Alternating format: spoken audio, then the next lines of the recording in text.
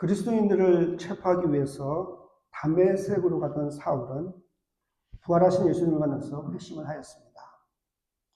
눈에서 비늘이 벗겨지는 영적 은혜를 체험한 사울은 성령 충만의 은혜를 받고 다메섹에서 복음을 전하였습니다. 예수 믿는 자들을 잡으러 다메섹으로 왔던 사울이 이제는 예수 믿는 자들이 믿고 있는 복음을 전하는 자가 되었습니다. 이렇게 다메섹에서 각 유대 회당을 순회하면서 복음을 전한 후에 사울은 아라비아로 가서 약 3년 동안 머물게 됩니다. 그곳에서 영성 훈련을 하면서 동시에 복음을 전하였습니다. 이렇게 아라비아에서 약 3년 동안 일종의 광야 학교 생활을 한 후에 이제 사울은 잠시 다시 다메섹으로 돌아오게 됩니다. 근데 예루살렘에 가기 전에 잠시 방문한 이 다메섹에서 분노와 정오에 찬 유대인들이 사울을 죽이려고 하였습니다. 그래서 사울은 밤에 강주주를 타고 성벽을 내려와서 피신을 하게 됩니다. 이렇게 초라하고 창피한 모습으로 목숨을 건진 사울은 이제 사도들을 만나기 위해서 예루살렘을 방문하였습니다. 사도행전 9장 26절입니다. 사울이 예루살렘에 가서 제자들을 사귀고자 하나 다 두려워하여 그가 제자됨을 믿지 아니하니. 여러분, 우리가 사도행전 전체를 보면 사울이 회심한 후에 예루살렘을 총 5번 방문하였다고 나오고 있습니다. 근데 오늘 본문에 나오는 이 이야기는 사울이 회심한 후에 예루살렘을 방문한 첫 번째 방문 사건입니다. 다메섹에 있는 그리스도인들을 체포하기 위해 대제사장의 위임장을 받아서 예루살렘을 떠났던 사울이 이제 약 3년 만에 다시 예루살렘을 방문했을 때 그의 마음속에 만감이 교차하였을 것입니다.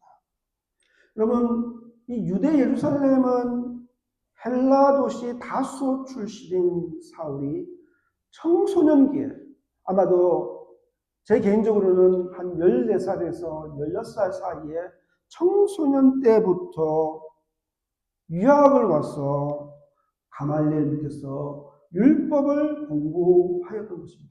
다시 말해서 예수님께서 공생애 기간 동안 3년 동안의 공생애 사역을 하시는 동안에 사도 바울은 청소년기를 예루살렘에서 율법을 공부하면서 보내고 있었습니다.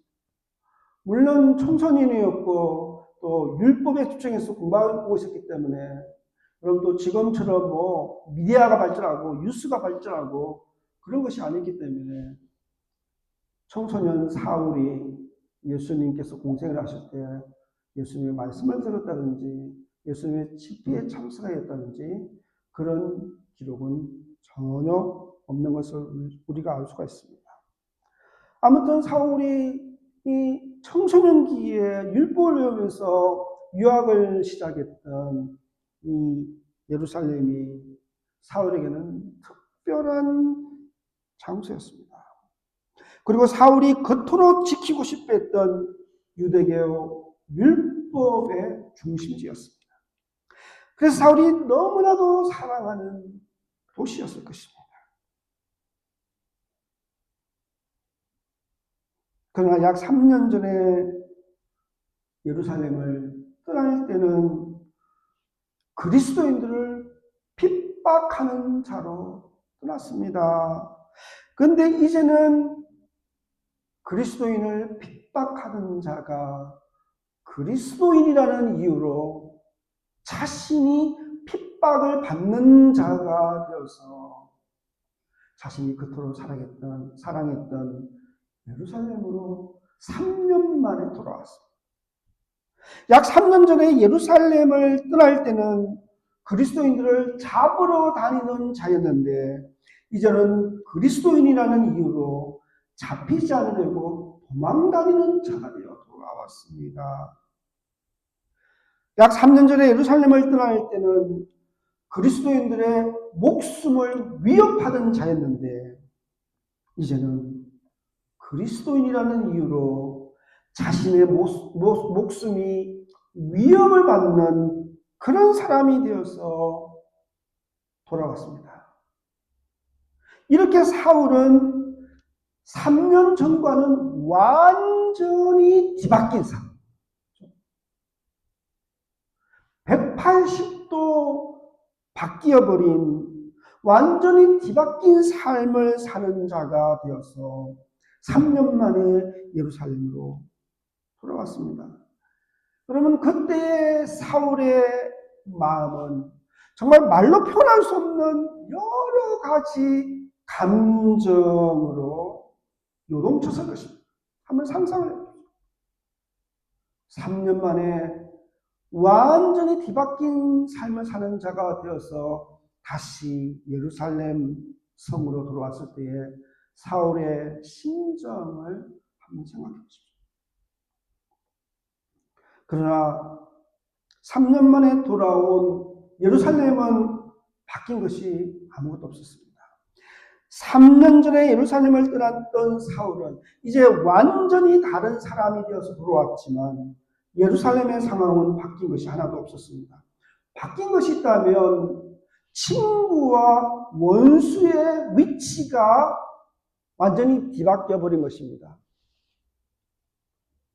자신의 친구였던 유대교인들이 이제 자신의 원수가 되었습니다. 그리고 자신의 원수였던 그리스도인들이 이제는 자신의 친구가 되었습니다. 사울은 이제 더 이상 기독교를 멸절하겠다는 유대교인들의 친구가 아니었습니다. 도리어 사울은 이제 유대교인들이 박해하는 그리스도인들의 친구였습니다. 이렇게 완전히 뒤바뀐 삶과 상황 속에서 약 3년 만에 예루살렘으로 돌아온 사울의 마음속에는 정말 만감이 교차하였을 것입니다. 이런 상황 속에서 사울을 난처하고 당황스럽게 만든 것은 그리스도인들이 사울을 두려워하여서 그와 교제하려고 하지 않았다는 것입니다. 회심한 사울은 예루살렘에서 예수 믿는 사람들과 교제하기를 원했습니다. 그러나 다메섹에 있는 아나니아가 그랬던 것처럼 예수님께서 하나님의 천사가 나타나서 아나니아에게 가서 말씀을 전하라는, 주님의 말씀을 전하라는 말을 듣고 두려워하고 가기를 꺼려했던 것처럼 예루살렘에 있는 모든 그리스도인들이 사울을 두려워하며 피하였습니다. 예루살렘의 그리스도인들은 사울이 회심하였다는 사실을 믿지 않았습니다. 거짓 회심이라고 생각했어요. 그 당시에 실제로 예수 믿는다고 거짓 회심을 해서 기독교 공동체에 들어와서 예수 믿는 자들을 박하고 지도자를 잡아가고 하는 일들이 실제로 있었다고 합니다. 그래서 사울이 회심한 척 속이고 기독교 공동체 안으로 들어와서 그리스도인들을 색출하여 기독교와 그리스도인들에게 해를 끼치려고 하는 술책이라고 의심을 하였습니다. 이렇게 사울이 예수 믿는 사람들로부터 외면당하고 배척당할 때, 쉽게 말해서 정말 예수를 믿고 회심하고 성령 충만 받아서 이제 사명을 위해서 자신의 온 인생과 생명을 던지리라고 결단하고 기독교 공동체에 들어와서 그리스도인들과 교제하려고 했는데 그 기독교인들이 사울을 두려워하고 사울의 회심을 믿지 않고 의심하면서 그를 배척했습니다. 쉽게 말해서 왕따시킨 것입니다. 이러한 상황에서 바나바라는 지도자가 앞장서서 사울을 사도들에게 데리고 가서 사울의 회심이 거짓이 아니라 참된 것이다, 참된 고백이다 라는 것을 증언해 주었습니다. 사도행전 9장 27절에서 28절입니다. 바나바가 데리고 사도들에게 갔어 그가 길에서 어떻게 주를 보았는지와 주께서 그에게 말씀하신 일과 다메섹에서 그가 어떻게 예수의 이름으로 담대히 말하였는지를 전하니라. 사울이 제자들과 함께 있어 예루살렘에 출입하며, 여러분 이 바나바는 원래 본명은 요셉입니다. 이 바나바는 별명입니다. 이 바나바는 구브로, 그러니까 지금의 사이프러스에서 온 웨이 지파 사람이었습니다. 바나바라는 이름의 뜻이 권위자, 위로자라는 뜻입니다. 영어로 son of encouragement, 권위자 혹은 위로자, 격려자 그런 뜻입니다. 다시 말해서 바나바는 위로해주는 사람, 격려해주는 사람, 그런 의미를 가진 이름을 가지고 있었습니다. 그래서 바나바는 이름에 걸맞게 자기 땅을 팔았어. 가난한 사람들을 위로하고 격려하기 위해서 자기의 땅을 팔아서 사도들에게 가지고 온 모범적인 그리스도였습니다. 우리가 이미 사도행전 4장 36절과 37절에서 살펴보았습니다. 이렇게 바나바는 자신의 이름값을 하는, 그래서 격려해주는 사람, 위로해주는 사람이라는 바나바라는 별명까지 얻은 정말 존경받고 칭찬받는 신앙이었습니다. 이렇게 모든 그리스도인들로부터 존경받고 칭찬받는 바나바가 사울에게 와서 사울에 대해서 세 가지를 증언하게 됩니다. 첫째는 사울이 다메섹으로 가다가 부활하신 예수님을 만났다라는 것입니다. 둘째는 예수님이 사울에게 말씀을 전하고 가르쳐 주셨다라는 것입니다. 셋째는 회심한 사울이 다메섹에서 담대하게 예수님의 이름을, 복음을 전했다라는 것입니다. 이 세 가지 증언을 통해서 바나바는 사울의 회심이 거짓이 아니라 참된 것이다 라고 사도들에게 증언을 하였습니다. 이렇게 예루살렘 교회에서 존경받고 칭찬받는 권위자, 위로자 바나바가 사울이 회심하고 참된 그리스도인이 된 것을 증언하자, 설명을 하니까 사도들은 의심하지 않고 사울을 형제로 받아들이게 됩니다. 그래서 사울은 바나바의 중재 덕분에 예루살렘에서 사도들과 함께 교제하며 지낼 수가 있었습니다. 여러분 갈라디아서 1장 18절에 보면 이때 사울은 주로 예루살렘에서 베드로와, 물론 예수님의 형제 야고보도 만났다는 기록을 하고 있지만 주로 베드로와 15일 동안 함께 지내면서 베드로로부터 예수님의 삶과 가르침 그리고 부활에 대해 배웠다고 우리는 추측할 수가 있습니다. 이렇게 예수님으로부터 직접 가르침을 받았다. 그러니까 3년 동안 예수님과 먹고 자고 함께 생활하며 예수님으로부터 직접 말씀의 복음의 가르침을 받았던 사도들로부터, 특별히 수제자 베드로로부터 예수님의 삶과 말씀을 듣고 배웠습니다. 뿐만 아니라 이미 복음의 열정에 완전히 사로잡혀 있던 사울은 예수님의 이름을 담대히 전파했습니다. 다시 말해서 사도들로부터 복음을 배우고 들으면서 동시에 복음을 전하였던 것입니다. 사도행전 9장 29절에서 30절입니다. 또 주 예수의 이름으로 담대히 말하고 헬라파 유대인들과 함께 말하며 변론하니 그 사람이 죽이려고 힘쓰거늘 형제들이 알고 가이사라로 데리고 내려갔어 다소로 보내니라. 여러분 이 구절에서 나오는 담대히 말하고는 좀 풀어서 설명하면요. 성령 충만의 은혜 가운데 열심과 열정을 다해 복음을 전했다는 것입니다. 우리가 사도행전 4장 31절에 보면 빌기를 다음에 모인 곳이 진동하더니 우리가 다 성령이 충만하여 담대히 하나님의 말씀을 전하니라. 그렇게 말씀하고 있습니다. 그러니까 사도들과 초대교회 성도들이 공동체 기도, 다시 말해서 합심 기도를 마치자마자 땅이 진동하였습니다. 여러분, 어떻게 기도하면 땅이 진동할까요? 그럼 구약 성경에서 땅이 흔들리는 현상은 하나님의 임재를 나타내요. 출애굽기 19장 18절을 보면 하나님께서 임재하실 때 땅이 진동하는 현상이 나타났습니다. 이렇게 땅이 진동한 후에 모든 성도들이 성령 충만의 은혜를 받았습니다. 여러분, 제가 계속해서 반복하지만 성령 세례가 아니라, 그렇죠? 성령 세례가 아니라 채워진 필링입니다.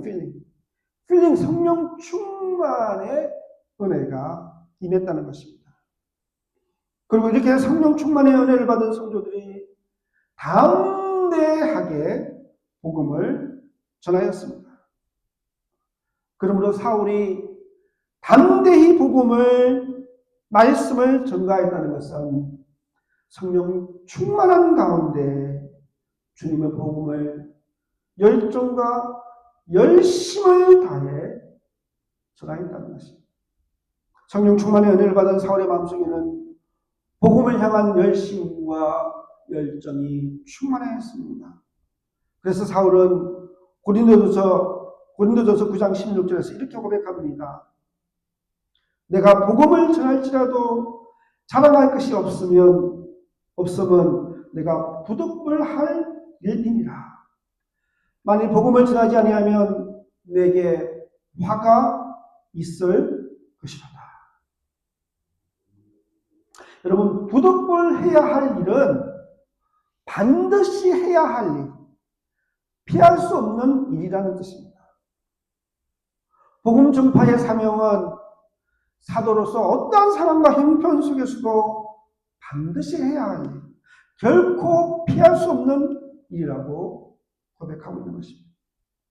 다시 말해 사도 바울은 다메섹 도상에서 예수님을 만나 성령 세례를 받고 회심한 후에 성령 충만의 은혜 가운데 담대하게, 다시 말해서 온 열심과 열정을 다해 복음을 증거하였습니다. 만일 내가 복음을 전하지 않으면 내게 화가 있을 것이다. 이렇게 고백하며 목숨 걸고 주님의 복음을 전하였던 것입니다. 사랑하는 성도 여러분, 사도 바울의 이 순수하고 비장하고 단호한 사명자의 고백이 여러분 가슴으로 느껴지십니까? 주님의 복음을 향한 사도 바울의 열심과 열정이 가슴으로 느껴지십니다. 성령 충만의 은혜를 받은 사도 바울의 가슴 속에는 복음을 향한 열심과 열정으로 가득하였습니다. 그래서 그는 담대하게 복음을 전하였습니다. 뿐만 아니라 스데반 지사님을 죽음으로 몰아갔던 헬라파 유대인들과도 두려움 없이 담대하게 변론을 하였습니다. 아마도 유대교 열성파들인 이 헬라파 유대인들은 사울과의 논쟁에서 완전히 열세되었을 것입니다. 그래서 그들은 더욱 화가 나고 분노하였습니다. 그래서 결국에는 스데반을 죽음으로 몰아갔던 이 헬라파 유대인들이 사울을 죽이려고 하였습니다. 결국 복음을 향한 사울의 열심과 열정이 도리어 그를 죽음의 위험으로 몰고 갔던 것입니다. 그래서 예루살렘에 있던 성도들이 사울을 가이사라로 피신을 시켰습니다. 이 가이사라는 예루살렘에서 북서쪽으로 약 100km 정도 떨어져 있는 지중해 해안가에 있는 도시입니다. 그러면 시리아 국경선 가까이에 있는 이 가이사라보다 훨씬 더 북동쪽으로 시리아 국경 가까이 있는 가이사라 빌립보가 있습니다. 이 가이사라 빌립보하고는 다른 도시라는 것을 여러분 이해하셔야 합니다. 이 가이사라로 먼저 피신해 온 사울은 그곳에서 다시 자신의 고향인 길리기아 다소로 피신을 가게 됩니다. 이렇게 다소로 피신을 간 사울이 약 10년 후에 안디옥 교회에 다시 나타날 때까지, 그럼 사도행전 12장 26절에 이제 사울은 다시 나타나게 됩니다. 그래서 10년 후에 다시 안디옥 교회에 나타날 때까지의 사울의 행적에 대해서는 거의 알려져 있지가 않습니다. 하지만 여러 기록들을 통해서, 특별히 갈라디아서 1장 21절을 통해서 사울은 이 기간 동안 다소를 거점으로 하여 길리기아와 시리아 지역에 복음을 전하였던 것으로 추측할 수가 있습니다. 그리고 사울은 이 기간 동안 고린도서 12장 2절에서 10절에 기록되어 있는 셋째 하늘, 다시 말해서 삼청천에 올라가는 신비로운 경험을 하게 됩니다. 그러므로 우리에게 정말 잘 알려지지 않은 사울의 약 10년 동안의 세월은 사울이 무명의 전도자가 되어서 복음을 전하였던 인내와 기다림의 시간이었습니다. 이제 말씀 맺겠습니다. 그럼 저는 개인적으로 한때 문학에 완전히 빠져서 문학에 집중하고 몰두한 적이 있었습니다. 그래서 한때 진짜 정말 진지하게 소설가가 되고 시인이 되고 싶은 열정이 가득했던 시간이었어요. 그래서 목사가 되지 않고 나는 문학가가 되어야겠다는 그런 갈등 속에서 막 방황할 때가 있었어요. 그래서 이러한 방황 가운데 제가 목사 안수를 굉장히 늦게 받았어요. 근데 어느 유명 소설가가 자서적인 에세이에서 이런 말을 했어요. 여러분들이 이 글을 읽는 사람이 소설을 쓰는 일에 목숨 걸 생각이 아니면 그냥 읽는 데에만 만족해라. 다시 말해서 정말 제대로 된 소설가, 시인이 되려면 그 문학에 목숨을 걸고 집중하고 온 힘과 열심과 땀과 시간을 헌신하고 쏟아야 된다는 거죠. 그래서 목숨 걸 생각이 아니면 소설가나 시인이 되려고 하지 말고 그냥 읽는데, 취미생활하는데 만족해라 라는 그런 요지의 글이었어요. 그래서 저는 그 글을 읽고 소설가가 되고 시인이 되는 것을 포기하였습니다. 왜 그렇습니까?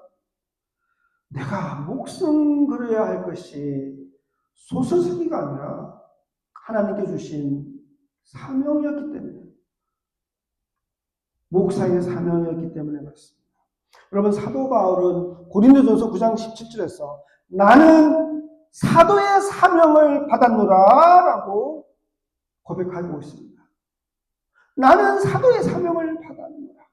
이 사도 바울의 고백처럼 저도 목사의 사명을 받았기 때문입니다. 그럼 저는 고등학교 1학년 때 처음으로 제 마음속에 목사의 사명이 삭트기 시작했어요.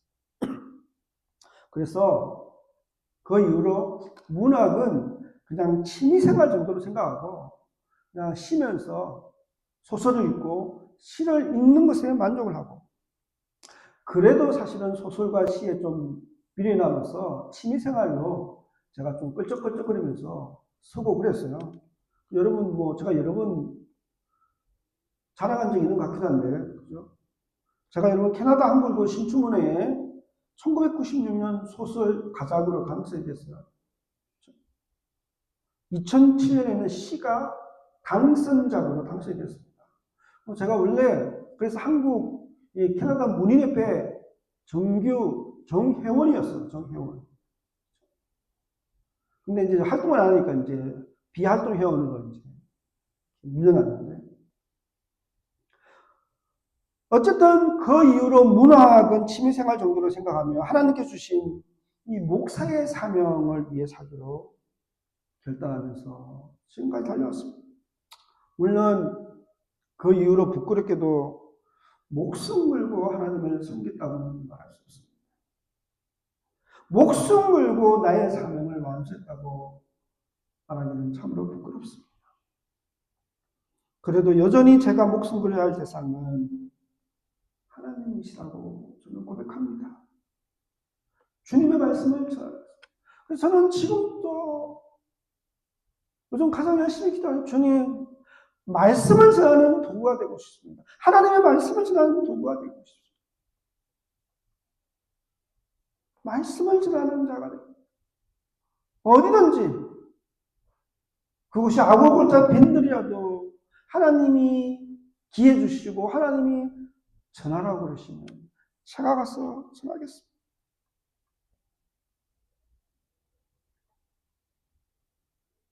기도하고 있습니다. 그러니까 하나님께서 지금 유튜브 채널도 개설해 주신 것 같아요. 그리고 또, 다음 주에 또 광고하겠지만, 이제 24일, 25일, 1박 2일로 서더버리에 갔어요. 서더버리에 가서 목사가 없이 유튜브 채널 보면서 예배드리고 있는 그 교회에 가서 하나님께서 말씀을 전하시라고 또 인도해 주셨어요. 말씀을 전하게 돼요.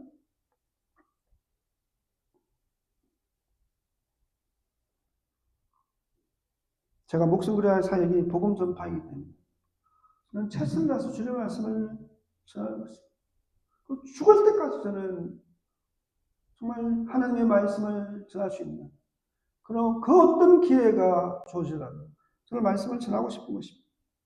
여러분은 지금 무엇에 목숨을 걸고 있습니까? 여러분 지금 목숨은 걸지 않더라도 무엇에 최선을 다하고 있습니까? 다른 말로 묻겠습니다. 여러분은 하나님의 일과 사명에 정말 얼마나 최선을 다해서 하시나요? 여러분, 하나님의 몸된 교회, 이 널사랑 교회에서 우리는 정말 최선을 다해서 헌신하고 있습니까? 우리 스스로에게 진지하게 한번 물어봐야 합니다. 사랑하는 성도 여러분, 우리 모두는 하나님의 자녀요, 예수님의 제자로 부름받은 소명자들입니다. 이것을 오스기니스는 1차적인 소명이라고 불렀습니다. The calling. 그러니까 예수 믿는 사람은 누구든지 주님의 사랑과 주님의 십자가와 주님의 말씀과 주님의 복음을 예수 믿지 않는 자들에게, 구원받지 않는 자들에게 전하고 선포하고 전달해야 될 사명을 가진 자들이라고 했습니다. 이것이 1차적인 소명, 영어로 the calling입니다. 다시 말해서 우리는 십자가 복음의 전달자라는 것입니다. 그런데 예수 믿는 사람 중에서 저처럼 어떤 사람은 목사가 되고 어떤 사람은 선교사 되고 어떤 사람은 신학교 교수가 되고 이런 것을 이 오스기니스는 2차적인 소명, 콜링스라고 복수예요. 콜링스라고 콜링스.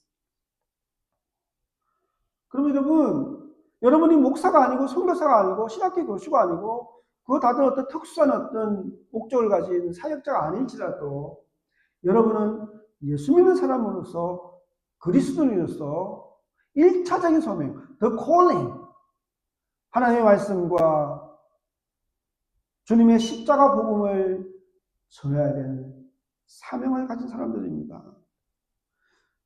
그러면 여러분 오늘 사도 바울을 통해서 배우는 사도 바울의 복음을 향한 열심과 열정, 사명자의 자세와 모습은 목사나 선교사들만이 배워야 할 말씀이 결코 아닙니다. 우리 모든 그리스도인들이 배우고 실천해야 될 그리스도인의 등록입니다. 그러므로 주님께서 우리 각자에게 주신 사명을 담대하게 성령 충만하여 열심과 열정을 다해 달려가시니 사랑하는 모든 성도님들 되시기를 간절히 축원합니다. 감사합니다. 기도하겠습니다.